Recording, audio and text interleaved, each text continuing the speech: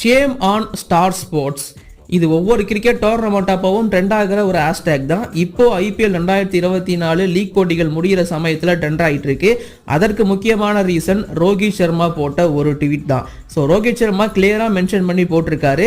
அதாவது உங்களுக்கு டிஆர்பி மட்டும்தான் முக்கியமாக தெரியுது, வியூஸ் வரணும், அதுக்காக நீங்கள் என்ன வேணால் பண்ணுவீங்களா?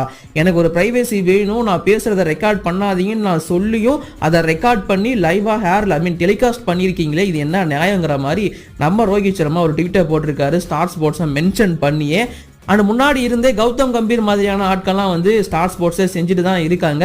ஒரு குறிப்பிட்ட பிளேயரை டார்கெட் பண்ணுறீங்களா, இதெல்லாம் நியாயமா? ஒரு குறிப்பிட்ட பிளேயருக்கு மட்டும் தான் நீங்கள் சேனல் நடத்துறீங்களா அப்படிங்கிற மாதிரிலாம் பேசியிருக்காங்க. இப்போ ரோஹித் சர்மாவும் ஓப்பனாக இதை பற்றி பேசின உடனே எல்லாருமே ஷேம் ஆன் ஸ்டார் ஸ்போர்ட்ஸ் ஆரம்பிச்சிட்டாங்க. ஸ்டார் ஸ்போர்ட்ஸ் ஆல்ரெடி எல்லாத்தையும் ஜியோ சினிமா பிடுங்கிட்டு இருக்காங்க. இதே மாதிரி வேலை பார்த்தீங்கன்னா ஒட்டுமொத்தமாக போயிடும், சேனலை வித்துட்டு வெளியே போக வேண்டிய